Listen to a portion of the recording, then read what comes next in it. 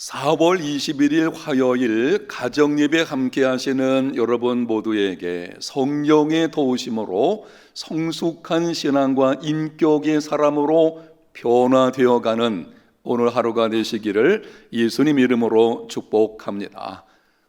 우리 찬송가 455장 함께 부르겠습니다.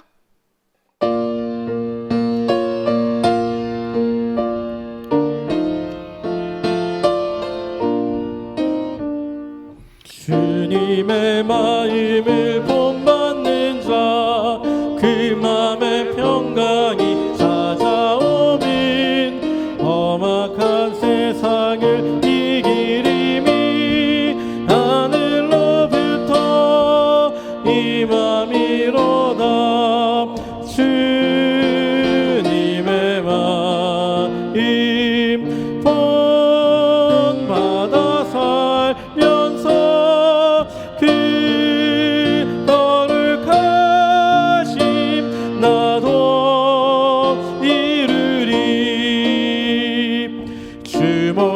내 눈에 안 보이며 그 음성 내 귀에 안 들려도 내 영혼 날마다 주를 만나 신령한 말씀 늘 배우도다.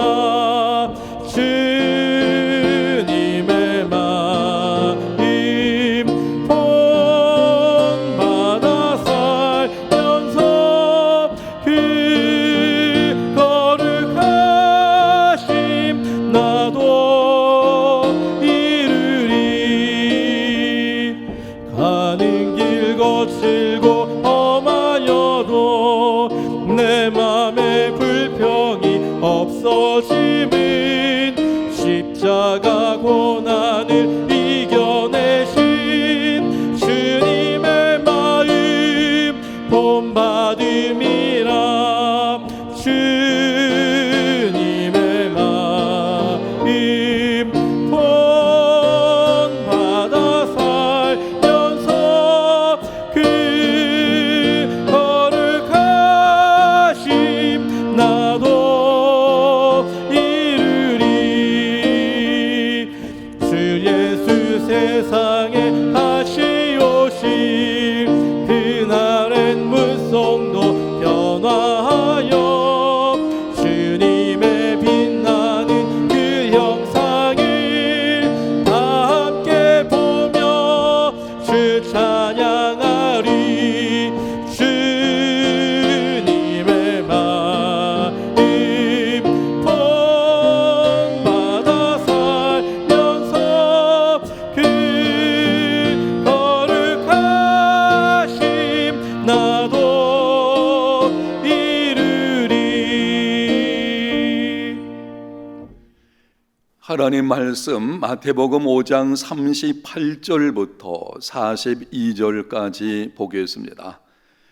또 눈은 눈으로 이는 이로 갚으라 하였다는 것을 너희가 들었으나 나는 너희에게 이르노니 악한 자를 대적하지 말라.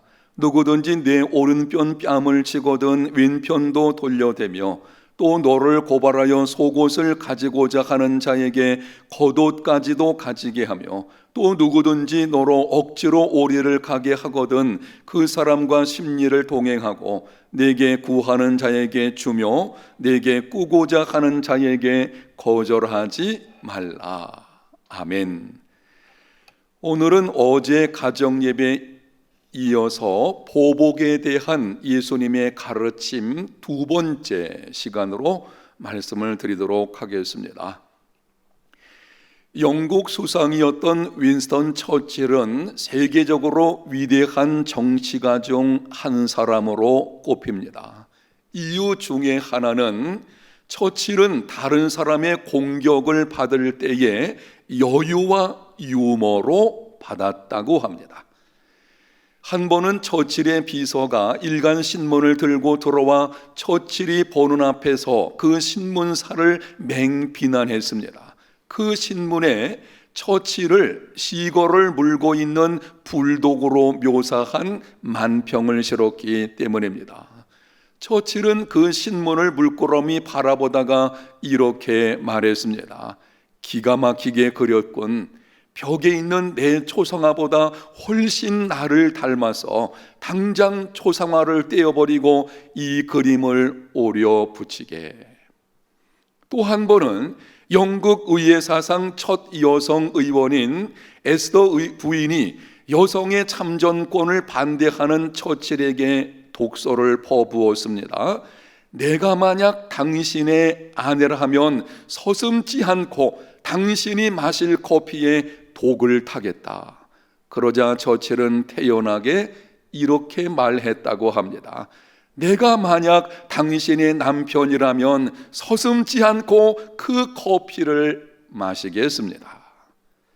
저는 처칠 수상에 관한 이야기를 읽을 때면 이런 생각이 듭니다. 처칠 수상처럼 나를 공격하는 사람, 나를 힘들게 하는 사람에 대해 유머와 넉넉한 마음으로 풀어주는 사람이 되었으면 좋겠다. 오늘 말씀을 듣는 여러분은 어떻습니까? 다른 사람이 여러분을 공격할 때 어떤 모습을 보여주고 있습니까? 주변을 보면 건드리기만 하면 폭언을 하고 폭력을 행사하는 사람들이 있습니다. 시한폭탄 같습니다. 별것도 아닌 문제를 가지고 싸우자고 덤벼듭니다. 다시 한번 묻습니다. 누군가 여러분을 건드리면 여러분에게서는 무엇이 나옵니까? 다른 사람으로부터 모욕을 당했을 때, 억울한 일을 당했을 때에, 큰 손해를 입었을 때 예수님 믿는 하나님의 백성들은 어떻게 해야 합니까? 오늘 본문을 보면 예수님께서는 악한 자를 대적하지 말라고 하시면서 몇 가지 신뢰들을 말씀하십니다. 첫 번째는 어제 가정예배 시간에 말씀드렸고 오늘은 40절부터 보겠습니다. 또 너를 고발하여 속옷을 가지고자 하는 자에게 겉옷까지도 가지게 하며 나에게 억울하게 누명을 씌워 법정으로 끌고 가 나의 안전과 소유의 권리를 빼앗아 가려는 경우입니다. 이런 경우에는 속옷을 빼앗기지 않으려고 발버둥 치지 말고 적극적으로 겉옷까지 주어 문제를 해결하라는 것입니다. 속옷을 빼앗기는 것만도 억울하고 분한데 겉옷까지 내어주라니 참 놀라운 말씀을 주시고 있습니다. 유대 법에 의하면 속옷을 요구하며 고발하는 것은 합법이지만 겉옷을 요구하며 고발할 수는 없었습니다. 당시 가난한 자들에게 겉옷은 낮에는 의복이며 밤에는 이불이었기 때문입니다. 겉옷은 단순한 소유 문제 이상으로 안전한 삶의 권리 문제입니다. 그런데 예수님은 속옷을 가지고자 하는 자에게 겉옷까지 가지게 하라고 말씀하셨습니다.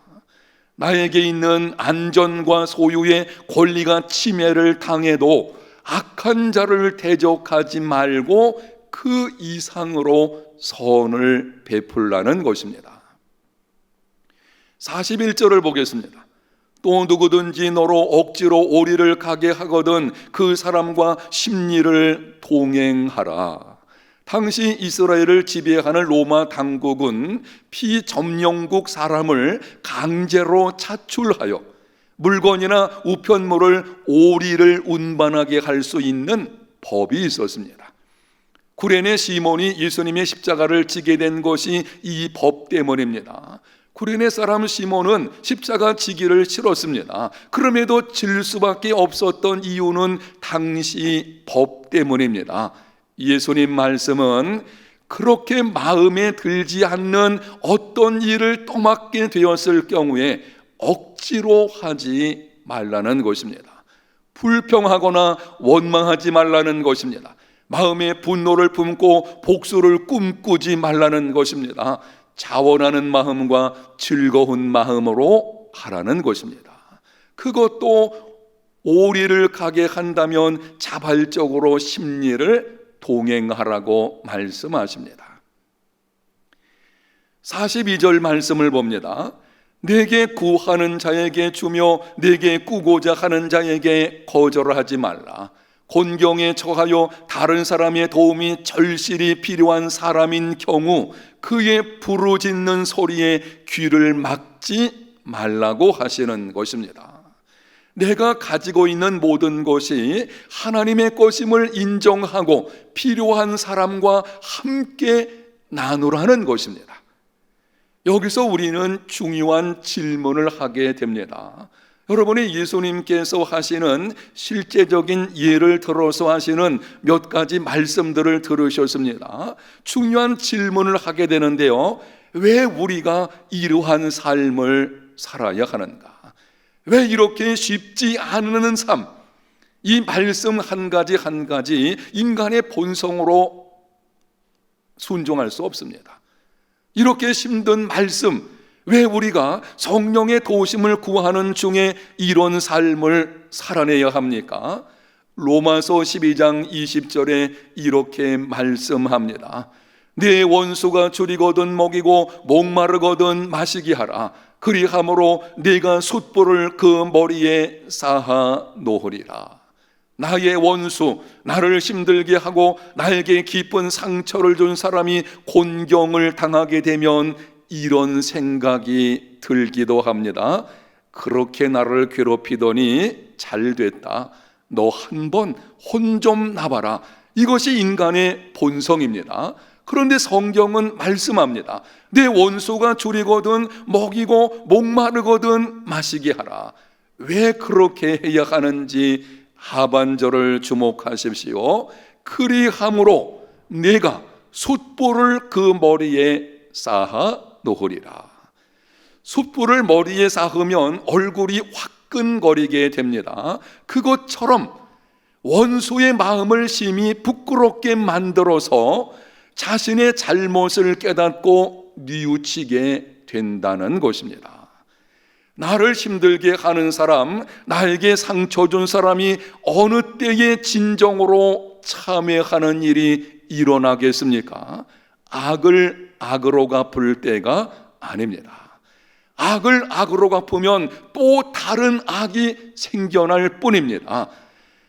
진정으로 나를 힘들게 하는 사람을 변화시키는 것은 악을 선으로 갚을 때에 이루어지게 됩니다. 악을 선으로 갚으면 그 마음에 부끄러움을 갖게 될 것이고 그때에 새 사람으로 변화되는 역사가 있게 되는 것입니다. 옳고 그름을 넘어 은혜로 행하십시오. 은혜는 법과 정의를 뛰어넘는 위대한 힘이 있습니다. 법은 범죄를 통제할 수 있지만 사람을 변화시킬 수는 없습니다. 다른 사람을 움직이는 진정한 힘은 법이 아니라 은혜입니다. 옳고 그름 이상으로 은혜로 행하는 삶이 되시기를 바랍니다. 악을 선으로 갚는 삶, 옳고 그름 이상으로 은혜로 행하는 삶이 되려면 구체적으로 우리가 어떻게 해야 합니까? 성령의 도우심을 구하며 권리를 포기하는 삶에 도전해야 합니다. 아주 중요한 말씀이기 때문에 제가 반복해서 읽어드립니다. 성령의 도우심을 구하며 권리를 포기하는 삶에 도전해야 합니다.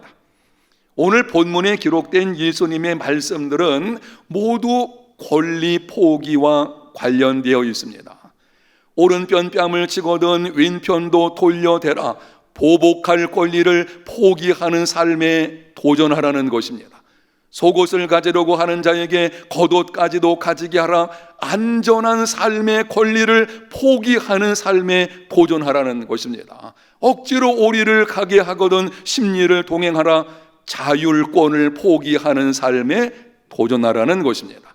네게 구하는 자에게 주며 네게 꾸고자 하는 자에게 거절하지 말라. 소유에 대한 권리를 포기하는 삶에 도전하라는 것입니다. 세상 사람들은 피를 흘리며 투쟁하고 권모술수를 써가며 자기의 권리를 주장합니다. 다른 사람은 어찌되든지 권리를 주장하고 권리 쟁취를 지혜로 생각합니다. 너의 권리를 주장하라, 절대 손해보지 마라, 이것이 세상의 슬로건입니다. 그러나 그리스도인은 복음을 위해, 그리고 다른 사람을 세우기 위해 권리를 포기하는 삶에 도전해야 합니다. 여러분 생각해 보십시오. 만약 예수님께서 자신의 권리를 주장하셔서 인간 되기를 거부하고 십자가를 거부했다면 우리는 어떻게 되었겠습니까? 예수님은 힘이 있었으나 힘을 사용하지 않으셨습니다. 권리를 누릴 수 있었으나 권리를 사용하지 않으셨습니다. 오히려 손해보고 모욕을 당하고 핍박을 받으셨습니다. 용서하고 사랑하고 화목제물이 되셨습니다. 예수님처럼 우리도 권리를 포기하는 삶에 도전해야 합니다. 복음을 위해서, 생명사역을 위해서 그렇게 해야 합니다.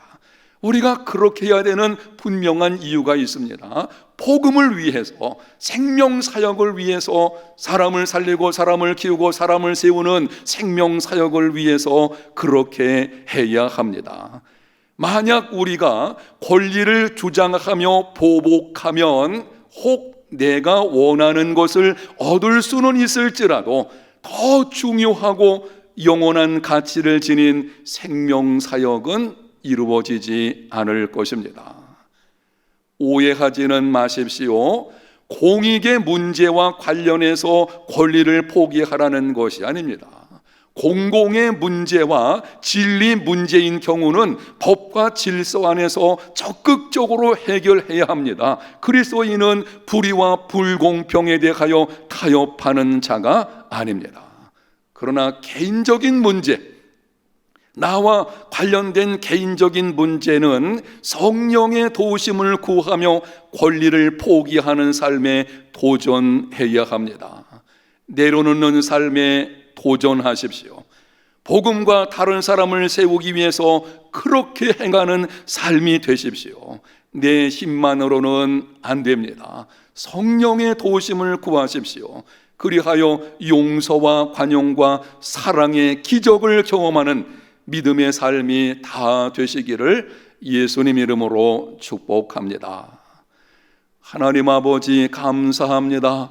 오늘 우리에게 주신 말씀, 성령님 도와주셔서 우리 삶에 실제적으로 순종되어지게 하여 주시기를 원합니다.